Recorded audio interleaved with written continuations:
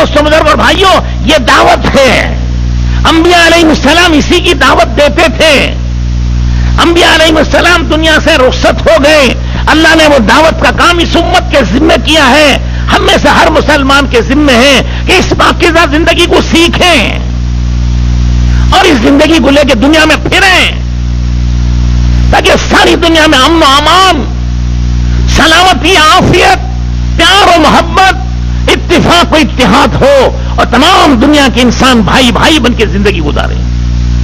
بزرگوں اور دوستوں اور بھائیوں، اللہ کے رسول علیہ السلام نے یہ پاکیزہ زندگی ہمیں دی. حضور صلی اللہ علیہ وسلم نے فرمایا کہ ابو سفیان، جئتکم بخیر الدنیا و کرامت الآخرہ. اے ابو سفیان، میں دنیا کی بھلائیاں اور آخرت کی بزرگی اور کرامت لے کے آیا ہوں. اس زندگی کو لے کے صحابہ پھرے. اللہ نے دنیا میں امن و امان قائم کیا. حاتم طائی کے بیٹے عدی، حاتم طائی حضور کا زمانہ نہیں پائے، ان کا انتقال ہو گیا تھا. لیکن حاتم طائی کی حاتم طائی کا نام سنا آپ نے؟ ارے بولو یار، نہیں سنا؟ سنا ہے نا. بڑا سخی آدمی تھے. عیسائیت پر ان کے انتقال ہو گیا، حضور کے آنے سے پہلے انتقال ہو گیا. ان کی بہن مسلمان ہوئی، ان کے بیٹے مسلمان ہوئے. ان کے ایک بیٹے تھے عدی ابن حاتم، وہ آئے حضور کی خدمت میں. نبی کریم صلی اللہ علیہ وسلم ہر آنے والا کا اکرام کرتے تھے. یہ بھی دعوت اور اسلام کا طریقہ ہے کہ ہر ایک کا اکرام کرو، خاص طور سے جو بڑے لوگ ہیں ان کا اکرام کرو. حاتم طائی کے بیٹے ابھی مسلمان نہیں، لیکن ایک عرب کا مشہور سخی آدمی ہے. ان کا بیٹا آیا، حضور نے اپنی چادر بچھا دی، جاؤ اس پر سے چل کے آؤ. لیکن شریف لوگ شریف ہوتے ہیں، انہوں نے فوراً وہ چادر اٹھائی، اپنے سر پہ رکھی. کہا یا رسول اللہ، یہ چادر اس قابل نہیں ہے کہ اس پر چلا جائے، یہ تو سروں پر رکھنے کے لائق ہے. ابھی مسلمان نہیں ہوئے ہیں. وہ آئے، حضور کی خدمت میں تشریف رکھے. حضور نے دعوت دی. ان کا یہ خیال تھا کہ آزو بازو بیٹھنے والے سب غریب لوگ ہیں، پھٹیچر ہیں، پھٹے کپڑے، بھوکے پیاسے، اور میں ایک شہر کا رئیس، شہزادہ اور بڑا آدمی، ان کے ساتھ میرا کیسے گزر ہوگا. انہوں نے دعوت قبول کرنے میں ذرا ہچکچاہٹ کی اور خاموش بیٹھے رہے. تو حضور صلی اللہ علیہ وسلم نے فرمایا کہ عدی، میں بتاؤں تمہیں اسلام قبول کرنے سے کیا چیز روک رہی ہے؟ تو انہوں نے فرمایا بتائیے، آپ کو کیسے معلوم؟ میرے دل کی بات آپ کو کیسے معلوم ہو گئی؟ تو فرمایا کہ دیکھ، تیرا خیال یہ ہے کہ میرے اطراف بیٹھنے والے یہ صحابہ غریب ہیں، پھٹیچر ہیں، میرا گزر بسر ان کے ساتھ کیسے ہوگا؟ یہی سوچ رہے ہو نا؟ عدی ابن حاتم نے کہا ہاں، میں یہی سوچ رہا ہوں. بات صاف صاف، سیدھی سیدھی. حضور اکرم صلی اللہ علیہ وسلم نے فرمایا کہ عدی سنو، اللہ جل شانہ اس دین اور دین کی محنت سے ایک دن وہ لائیں گے، کسرا کے خزانے فتح ہوں گے. کسرا کا نام سنتے ہی عدی ابن حاتم اچھل گیا. کہنے لگے کون کسرا؟ کسرا ابن ہرمز، جو ساری دنیا کی سب سے بڑی آج کی طاقت ہے.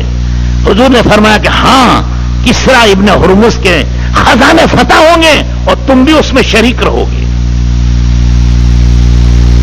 پھر حضور نے فرمایا دوسری بات، اے عدی سنو، دعوت و دین کی محنت کی برکت سے اللہ ایک وہ دن لائیں گے، یمن سے، صنعاء سے ایک عورت چلے گی، مالدار، خوبصورت، مکے میں حج کرے گی، واپس جائے گی تنہا، اس کے ساتھ کوئی نہیں ہوگا.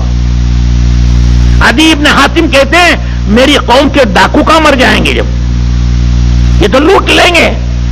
کہ نہیں، اسلام کا یہ اثر ہوگا، ایمان کا یہ اثر ہوگا. پھر فرمایا کہ عدی تیسری بات سن، اللہ اس دین اور دین کی محنت سے اتنی برکت دیں گے کہ لوگ زکات دینے والے ہوں گے، لینے والا کوئی نہیں ہوگا. ایک آدمی صبح نکلے گا زکات کو دینے کے لیے، شام تک چکر لگائے گا، کوئی فقیر و مسکین اس کو نہیں ملے گا.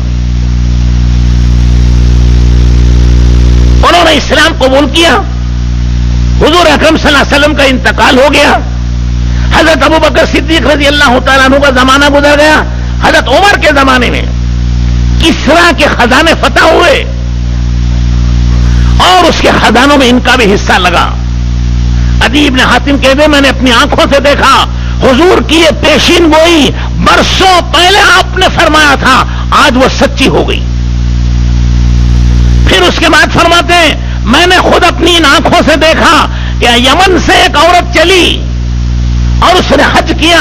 حضرت امیر المومنین عمر رضی اللہ تعالیٰ عنہ سے کچھ مشورہ کرنا تھا، مشورہ کر کے واپس جانے لگی. حضرت عمر نے پوچھا تمہارے ساتھ اور کون ہے؟ اس عورت نے کہا میرے ساتھ اللہ. حضرت عمر نے پوچھا راستے کیسے پائے؟ یہ لگا ایسا معلوم ہوتا تھا جیسے سب میرے ماں باپ ہیں، کسی نے میرے مال کی طرف، میرے حسن و جمال کی طرف اور میری جان کی طرف نظر نہیں اٹھا کے دیکھی. جان محفوظ، مال محفوظ، عزت و آبرو محفوظ. حضرت عدی ابن حاتم کہتے ہیں میں نے اپنی آنکھوں سے دیکھ لیا، اللہ نے چاہا تو میں تیسری بات بھی دیکھ لوں گا. وہ ان کے زمانے میں نہیں ہوئی. اس کے بعد حضرت عمر ابن عبدالعزیز رحمت اللہ علیہ کے زمانے میں واقعہ پیش آئے تھے کہ صبح آدمی گھر سے نکلتا تھا زکات لے کر کہ میری زکات کوئی لے لے، زکات لینے والا ملتا نہیں تھا. شام کو واپس آ کر بیت المال میں داخل کر دیتا ہوں. دیکھا آپ نے اللہ جل شانہ نے اس ایمان اور دین کی محنت کی برکت سے دنیا میں امن، سلامتی، عافیت، خیر و برکت، عزت و بلندی اللہ جل شانہ نے دیے اور آج بھی دیں گے اور قیامت تک دیں گے. اللہ بدلے نہیں ہے، اللہ کی قدرت بدلی نہیں ہے، اللہ کا ضابطہ و قانون بدلا نہیں ہے، بدلے ہم ہیں. ہم نے دنیا کو زندگی کا مقصد بنایا، وہ دنیا بھی ہاتھ نہیں لگ رہی ہے، آخرت تو گئی. دنیا تو سایہ ہے، سایہ. دین اصل ہے، دین کو پکڑو گے سایہ بھی ہاتھ میں آئے گا. اگر کوئی اصل چھوڑ دے، سائے پہ ہاتھ مارے تو وہ سایہ ہاتھ لگے گا. ارے بولو لگے گا. آدمی چل رہا ہے پیچھے کوئی سایہ پکڑے تو ہاتھ لگے گا. وہ زندگی بھر سر پٹک پٹک کر مر جائے گا، ہلاک ہو جائے گا، کبھی اس کے ہاتھ میں سایہ نہیں آ سکتا. ہاں اصل پکڑو، سایہ اس کے ساتھ ہے، سایہ اس کے ہاتھ میں آ جائے گا. دین پکڑیں گے اور دین پر چلیں گے، سایہ ہے یہ دنیا اس کے ساتھ آتی چلی جائے گی. بزرگوں اور دوستوں اور بھائیوں، اس دعوت و تبلیغ کے ذریعے سے یہی عرض کیا جا رہا ہے کہ اللہ کے راستے میں نکل کر ان صفات کو ہمارے اندر اپنے ہم پیدا کریں گے اور اس کو دنیا میں پھیلائیں گے. اللہ جل شانہ آپس میں محبتیں، الفتیں پیدا فرمائیں گے اور اللہ تعالیٰ خیر و برکت کے دروازے کھولیں گے. یہ اللہ کا وعدہ ہے، ان تنصروا اللہ ینصرکم ویثبت اقدامکم. اگر تم اللہ کے دین کی مدد کرو گے اللہ تمہاری مدد کریں گے. تم اللہ کے دین کا ساتھ دو گے اللہ تمہارا ساتھ دیں گے. تم اللہ کے دین کی حفاظت کرو گے اللہ تمہاری حفاظت کریں گے. جو معاملہ تم اللہ کے دین کے ساتھ کرو گے اللہ وہی معاملہ تمہارے ساتھ کریں گے. اللہ کے رسول علیہ السلام نے فرمایا ان اللہ وملائکتہ واہل السماوات والارض حتى الحوت في بحره والنملة في جحره ليصلون على معلم الناس خيرا. اللہ جل شانہ، اللہ کے فرشتے، آسمان کی مخلوق، زمین کی مخلوق، سمندر کی مچھلیاں، بلوں کی چونٹیاں، یہ سب کی سب دعا مغفرت کرتی ہیں اس کے لیے جو دنیا میں بھلائیاں پھیلانے کے لیے نکلتے ہیں. اللہ کے راستے میں ایمان کی حیات کے لیے، اعمال کی حیات کے لیے، اخلاق کو پھیلانے کے لیے جو چلیں گے اللہ ان کے ساتھ ہیں. اللہ تعالیٰ کو یہ کہنا چاہتے ہیں، اللہ یہ کہہ رہے ہیں کہ میرے بندو اللہ کے راستے میں تم جماعت میں جا رہے ہو، اکیلے نہیں ہو، میں تمہارے ساتھ ہوں. میرے فرشتے تمہارے ساتھ ہیں، میری آسمان و زمین کی مخلوق تمہارے ساتھ ہیں، سمندر کی مچھلیاں اور بلوں کی چونٹیاں تمہارے ساتھ ہیں، جب ساری خدائی اس کے ساتھ ہے تو کون اس کا بال بیکا کر سکتا ہے؟ میرے دوستوں، بزرگوں اور بھائیوں، ہمت کرو، ارادہ کرو اور نیت کرو، جب تک جیئیں گے انشاءاللہ دین کا کام کریں گے، کیوں سب کریں گے؟